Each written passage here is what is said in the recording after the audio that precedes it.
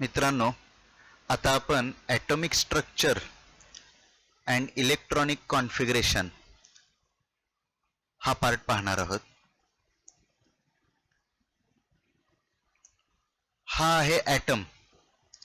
याच्यामध्ये centrally placed nucleus आहे आणि त्याच्या कडेनं वेगवेगळ्या ऑर्बिट्समध्ये इलेक्ट्रॉन्स फिरताना दिसत आहेत.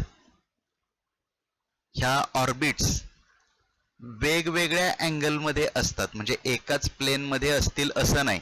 जसं तुम्ही गेल्या वर्षी या पद्धतीचं स्ट्रक्चर शिकलेला होता बोहर्स ॲटॉमिक मॉडेलनुसार, परंतु ते आणखीन संशोधनानंतर असं लक्षात आलं की हे 3 डायमेन्शनल स्ट्रक्चर आहे आणि हे या पद्धतीनं प्रत्येक इलेक्ट्रॉनची ऑर्बिट वेगळी वेगळी आहे. प्रत्येक इलेक्ट्रॉन वेगवेगळ्या ऑर्बिटमध्ये ह्या पद्धतीनं फिरत असतो आणि आतमधले न्यूक्लियसमध्ये कोण आहेत? प्रोटॉन्स आणि न्यूट्रॉन्स. ॲटम मध्ये 2 पार्ट आहेत. Atom consist of 2 parts. First is nucleus. It contains positively charged protons and chargeless neutrons. ॲटमच्या सेंटरला न्यूक्लियस आहे आणि त्याच्यात काय आहे तर पॉझिटिव्हली चार्ज्ड प्रोटॉन्स आणि चार्ज नसणारे न्यूट्रॉन्स. न्यूट्रॉन्सवर चार्ज नसतो. दुसरा पार्ट कोणता आहे ॲटममध्ये तर एक्स्ट्रा न्यूक्लिअर पार्ट. म्हणजे कसा? न्यूक्लियसच्या बाहेरचा भाग. which contains negatively charged electrons. या बाहेरच्या भागात कोण आहेत तर वेगवेगळ्या ऑर्बिट्समध्ये फिरणारे इलेक्ट्रॉन्स आहेत. Number of protons and electrons is same. तुम्हाला माहिती आहे ॲटम इज इलेक्ट्रिकली न्यूट्रल. ॲटमवर कोणताही चार्ज नाही, म्हणजे जेवढे पॉझिटिव्ह चार्ज आहेत तेवढेच निगेटिव्ह चार्ज आहेत. जेवढे प्रोटॉन आहेत तेवढेच इलेक्ट्रॉन आहेत. त्यामुळं एकमेकांचा चार्ज ते बॅलन्स करतात आणि atom as a whole is electrically neutral. Protons and neutrons are heavy particles while electrons have negligible mass. Atom मध्ये प्रोटॉन आणि न्यूट्रॉन हे वजनदार आहेत आणि इलेक्ट्रॉनला मात्र वजन नाही. नाही म्हणजे अगदी शून्य नसतं, असतं, पण प्रोटॉन आणि न्यूट्रॉनच्या तुलनेमध्ये इलेक्ट्रॉनचं वजन अतिशय नगण्य असतं. त्यामुळं ॲटमचं वजन जे काही आहे ते ह्या प्रोटॉन आणि न्यूट्रॉन मुळेच आहे. पुढे जाऊया. Atomic number Z. Atomic number म्हणजे काय? The number of protons present in the nucleus of the atom of an element is known as the atomic number of that element. एखाद्या इलेमेंटचा ॲटॉमिक नंबर म्हणजे त्या इलेमेंटच्या ॲटममध्ये न्यूक्लियसमध्ये असणाऱ्या प्रोटॉनची संख्या. आता प्रोटॉनची संख्या आणि इलेक्ट्रॉनची संख्या सेमच असते, त्यामुळे तुम्ही असं म्हणू शकता की प्रोटॉन किंवा इलेक्ट्रॉनची संख्या म्हणजे ॲटॉमिक नंबर. ॲटॉमिक नंबर म्हणजे काय तर एखाद्या इलेमेंटच्या ॲटममध्ये असणाऱ्या प्रोटॉनची किंवा इलेक्ट्रॉनची संख्या. दोघांची संख्या समानच असते, त्यामुळं दोन्हीपैकी कोणतीही संख्या घेतली तरी चालेल. It is denoted by letter Z. Z या अक्षरानं ते दाखवलं जातं. It is also equal to the number of electrons. तर एक्झाम्पल काय?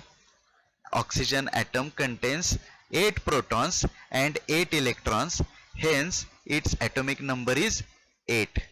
हा ऑक्सिजन ॲटम आहे.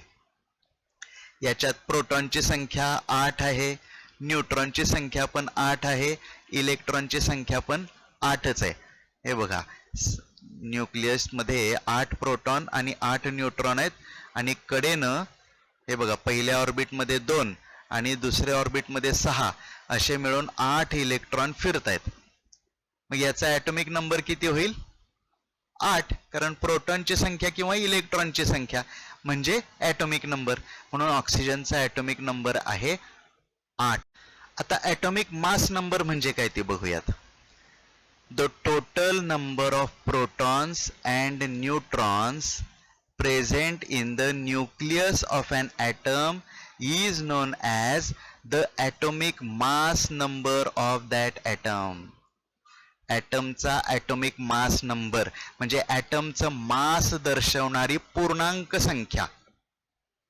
आता ॲटम मध्ये मास कुणाकुणाचं आहे? प्रोटॉनचं आणि न्यूट्रॉनचं. त्यामुळं अख्ख्या ॲटमचं मास म्हणजे त्यातल्या सगळ्या प्रोटॉनची आणि न्यूट्रॉनची एकूण संख्या. The total number of protons and neutrons present in the nucleus of an atom is known as the atomic mass number of that item.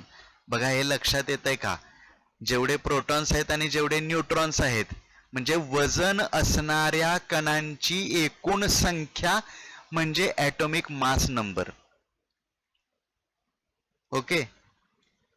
It is denoted by letter A. Example पुन्हा ऑक्सिजनचंच उदाहरण बघूयात. Oxygen atom contains 8 protons and 8 neutrons, hence its atomic mass number is 8 + 8 that is equal to 16. हा oxygen item, यात proton पण 8 आहेत आणि neutron पण 8 आहेत, त्यामुळं मास नंबर होईल 16. Okay. Atomic mass number clear झालं. आता या ठिकाणी एक चार्ट दिलेला आहे. हायड्रोजन ते कॅल्शियम या 1 to 20 इलेमेंट्सचं ॲटॉमिक नंबर आणि मास नंबर याचा चार्ट आहे. हा व्हिडिओ पॉज करून तुम्ही हा चार्ट वहीत उतरवून घ्या. बघा यामध्ये प्रत्येक इलेमेंटचा सिम्बॉल दिलेला आहे. त्याच्यातल्या प्रोटॉनची संख्या 3ऱ्या कॉलममध्ये आहे, इलेक्ट्रॉन्सची संख्या 4थ्या कॉलममध्ये आहे, न्यूट्रॉन्स 5व्या कॉलममध्ये आहेत आणि लास्ट कॉलममध्ये मास नंबर आहे. मास नंबर म्हणजे प्रोटॉन प्लस न्यूट्रॉन आणि ॲटॉमिक नंबर म्हणजे प्रोटॉनची संख्या. त्यामुळे ॲटॉमिक नंबरला इथं वेगळा कॉलम करण्याची गरज नाही. प्रोटॉनची संख्या किंवा इलेक्ट्रॉनची संख्या एवढाच ॲटॉमिक नंबर पण असतो. तर हा हायड्रोजन जो आहे त्याचा ॲटॉमिक नंबर किती असेल? 1. आणि मास नंबर पण आहे 1, कारण हायड्रोजनमध्ये न्यूट्रॉन ॲब्सेंट असतो. ओके. त्यामुळे 1 + 0 that is equal to 1. Helium, हेलियममध्ये 2 प्रोटॉन, 2 इलेक्ट्रॉन, 2 न्यूट्रॉन म्हणजे ॲटॉमिक नंबर किती असेल? 2. आणि mass number 2 + 2 that is equal to 4. लिथियममध्ये प्रोटॉन्स 3, इलेक्ट्रॉन्स 3, न्यूट्रॉन्स 4. मग ॲटॉमिक नंबर किती होईल? 3. आणि मास नंबर किती होईल? 3 + 4 दॅट इज इक्वल टू 7. लक्षात येते का? बघा, प्रोटॉनची संख्या किंवा इलेक्ट्रॉनची संख्या म्हणजेच ॲटॉमिक नंबर असतो, पण मास नंबर काढण्यासाठी तुम्हाला त्या ॲटॉमिक नंबरमध्ये न्यूट्रॉन ॲड करावे लागतात. म्हणजेच प्रोटॉनच्या संख्येत न्यूट्रॉनची संख्या मिसळल्यावर ॲटॉमिक मास नंबर मिळतो. हा चार्ट तुम्ही वहीत लिहून घ्यायचा आहे. ओके. पुढे जाऊया. Electronic orbit or shell. Electronic orbit म्हणजे काय? The path along which the electrons revolve around the nucleus is known as orbit or shell. Path म्हणजे मार्ग, रस्ता. ज्या मार्गानं इलेक्ट्रॉन्स न्यूक्लियसच्या भोवती फिरत असतात तो मार्ग म्हणजे ऑर्बिट. इलेक्ट्रॉनिक कॉन्फिगरेशन म्हणजे काय? तर the distribution of electrons in different orbits around the nucleus is known as electronic configuration. बघा या ठिकाणी आपण बघूयात, हा एक ॲटम आहे, ह्याच्या सेंटरला न्यूक्लियस आहे आणि कडेनं ह्या वेगवेगळ्या ऑर्बिट्स आहेत. इथं 3 ऑर्बिट दाखवलेले आहेत. पहिली ऑर्बिट किंवा पहिली शेल म्हणजे त्या मार्गानं इलेक्ट्रॉन जात आहेत, ज्या मार्गानं इलेक्ट्रॉन जात आहेत तो मार्ग आहे. इलेक्ट्रॉन कुठूनही कसेही जात नसतात, त्यांचा न्यूक्लियस भोवती फिरण्याचा मार्ग फिक्स आहे. जसं सूर्याभोवती वेगवेगळे ग्रह त्यांच्या फिक्स मार्गानंच फिरतायत, तसं इलेक्ट्रॉन सुद्धा न्यूक्लियस भोवती एका ठराविक मार्गानंच फिरत असतात. आता हे दोन इथून जात आहेत म्हणजे ते थोडं बाहेरून जाऊ थोडं आतून जाऊ असं करणार नाहीत, तो फिक्स मार्ग आहे, त्याच मार्गाने जाणार. दुसरे इलेक्ट्रॉन्स ज्यांच्यामध्ये जास्त एनर्जी असते ते इलेक्ट्रॉन थोडं अजून बाहेरून फिरतात. ती त्यांची त्या ॲटमची सेकंड ऑर्बिट असते. त्याला ह्या ऑर्बिट्सना KLMN अशी पण नावं आहेत. पहिली ऑर्बिट म्हणजे K शेल, दुसरी ऑर्बिट L, तिसरी M अशी सुद्धा नावं दिलेली आहेत. आता आपण ह्या प्रत्येक ऑर्बिटमध्ये इथं दिसत आहेत, पहिल्या ऑर्बिटमध्ये 2 इलेक्ट्रॉन, दुसऱ्या ऑर्बिटमध्ये 8, तिसऱ्या ऑर्बिटमध्ये 18.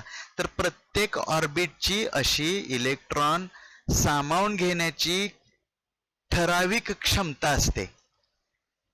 त्यापेक्षा जास्त इलेक्ट्रॉन्स त्या ऑर्बिटमध्ये मावू शकत नाहीत. तर असं इलेक्ट्रॉनचं वेगवेगळ्या ऑर्बिटमध्ये वाटप करणं म्हणजे इलेक्ट्रॉनिक कॉन्फिगरेशन. तर आपण पुन्हा इलेक्ट्रॉनिक कॉन्फिगरेशनच्या डेफिनेशनकडे जाऊ. द डिस्ट्रीब्युशन म्हणजे काय, वाटप of electrons in different orbits, वेगवेगळ्या ऑर्बिटमध्ये इलेक्ट्रॉनचं वाटप.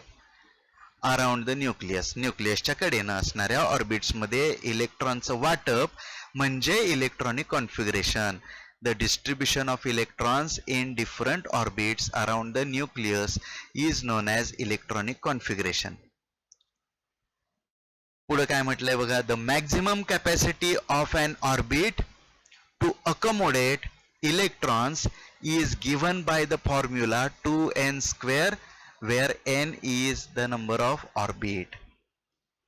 मग म्हटलं त्याप्रमाणे प्रत्येक ऑर्बिट मध्ये जास्तीत जास्त किती इलेक्ट्रॉन सामावून घ्यायचे, अकोमोडेट करणं म्हणजे सामावून घेणं, ती क्षमता ठरलेली आहे.